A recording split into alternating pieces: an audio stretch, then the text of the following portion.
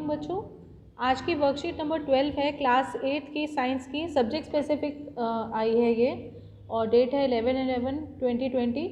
आप लोगों के बच्चों की रिक्वेस्ट आई थी कि मैम छोटी क्लासेस की भी साइंस की वर्कशीट्स डालिए, तो इसकी वजह से मैंने ये आज डाल रही हूँ। क्लास 8 की वर्कशीट 12 है, ठीक है। तो स्टार्ट करते हैं। Chemical properties of metals. देखो, हमें मालूम है कि जो मेटल्स होते हैं, धातु जिसको कहते हैं, वो आपके जो डेली लाइफ में काफ़ी यूज़ होते हैं, जैसे कॉपर हो गया, गोल्ड हो गया, सिल्वर हो गया, ठीक है। और उनकी प्रॉपर्टीज़ हम लोगों ने फिजिकल प्रॉपर्टीज़ पढ़ी हुई हैं, जैसे कि उनके अंदर मेलेबिलिटी होती है, ठीक है, डक्टिलिटी होती है, ठीक, मतलब तन्यता होती है, आघात तन्यता होती है। हिंदी मीडियम और इंग्लिश मीडियम दोनों में करेंगे तो डक्टिलिटी भी होती है, ठीक है।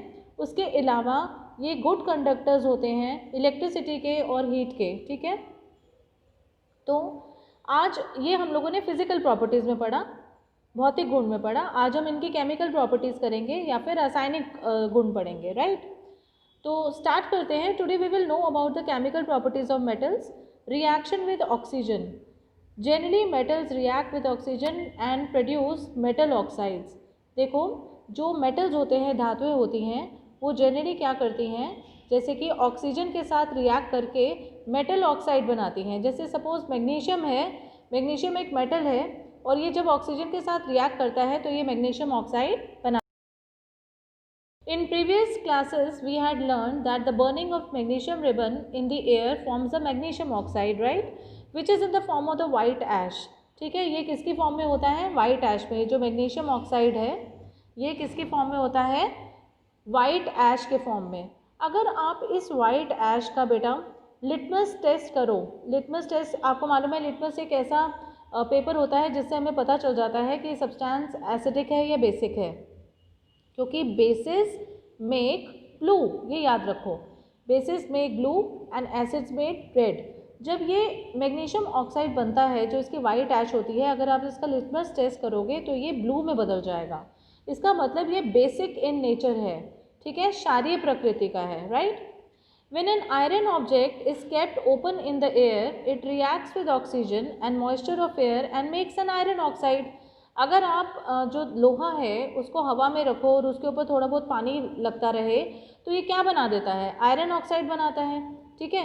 और इस पूरी प्रोसेस को हम क्या कहते हैं? Rusting of iron. क्या कहते हैं? Rusting of iron. Iron plus oxygen plus water makes Fe2O3। ये क्या बनाता है? आयरन ऑक्साइड, ठीक है। इसी तरह से मैग्नीशियम जो है वो ऑक्सीजन के साथ मिलके क्या बनाता है? Magnesium oxides. तो हमने ये चीज़ देखी, जो मेटल्स हैं वो ऑक्सीजन के साथ रिएक्ट करने पे क्या बना रहे हैं? Metal oxides. और वो कौन से नेचर के हैं? बेसिक नेचर के। और वो हमें कैसे पता चलता है? जब हम लिटमस टेस्ट करते हैं, ओके। अच्छा, उसके बाद है कि with the help of an activity let's find out whether the nature of the oxides of metal is acidic and basic।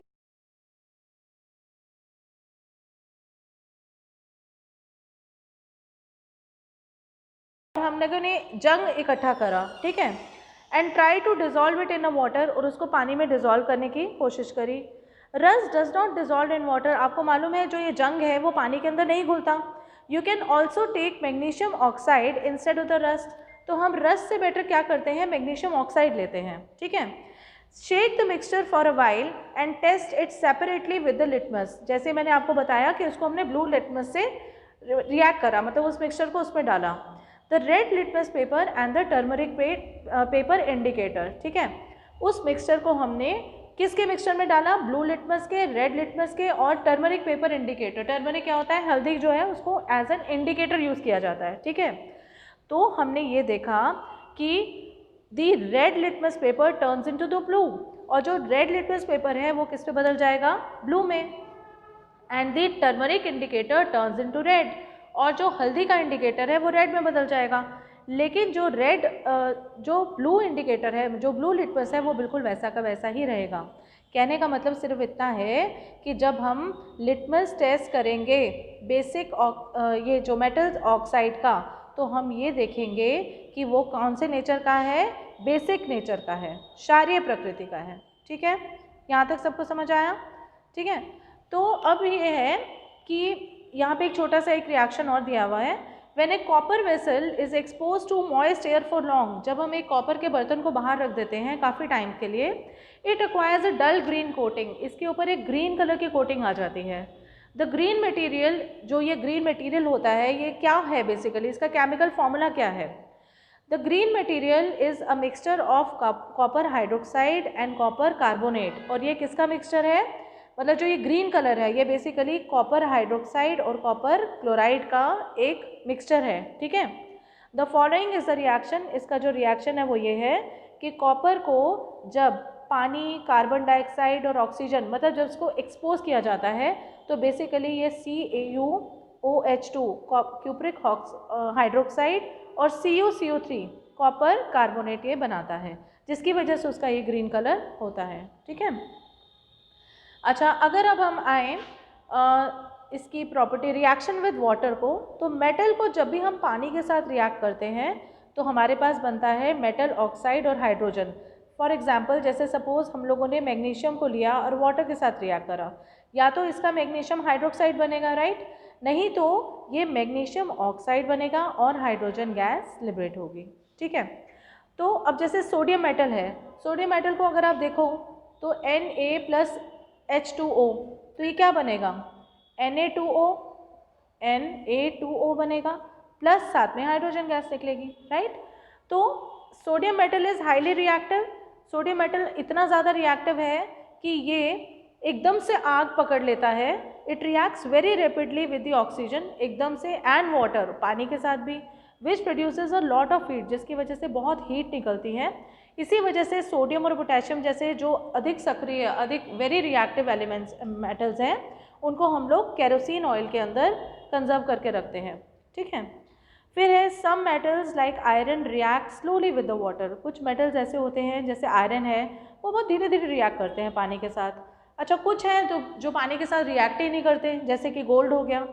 तो we can say that all metals react with water at the different rate, मतलब अलग अलग जो धातुएं हैं वो पानी के साथ अलग अलग रिएक्ट करती हैं। हम हर धातु को अलग अलग तरीके से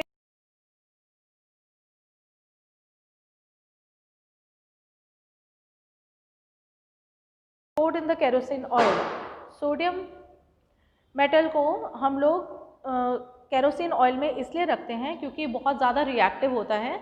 इसको अगर ऑक्सीजन या वाटर के साथ रिएक्शन होता है तो ये बहुत ज़्यादा लिबरेट करता है हीट को, जिसकी वजह से इसको हम लोग केरोसिन ऑयल के अंदर स्टोर रखते हैं। फिर है what is form when magnesium is burned in air, तो जब मैग्नीशियम को ऑक्सीजन में या एयर में बर्न किया जाता है तो क्या बनता है हमारे पास? Magnesium oxide, okay. फिर है why are iron doors and windows get painted, iron doors और विंडोज़ को क्यों पेंट किया जाता है? ताकि उनमें आयरन ऑक्साइड की लेयर ना बने, मतलब उसमें जंग ना लगे, उसको रस्ट ना बने, तो इसके लिए उनको पेंट किया जाता है। फिर है what is the nature of metal oxides, metal oxides का नेचर कैसा होता है? मेटल ऑक्साइड्स का हम लोगों ने भी पढ़ा ना, नेचर जो होता है वो बेसिक होता है, क्योंकि जब हम उसका लिटमस टेस्ट करते हैं तो वो रेड लिटमस को ब्लू कर देता है और इंडिकेटर को रेड कर देता है, ठीक है। तो ये हमारे पास आज के कुछ क्वेश्चन थे। आई होप आपको सबको समझ आ गए होंगे। फिर भी कोई प्रॉब्लम हो, any query, you are always welcome. और अगली भी वर्कशीट कोई आपको हेल्प चाहिए या फिर तो I will make another worksheets for you in the subsequent sessions. Okay, take care, stay home, stay safe, bye bye.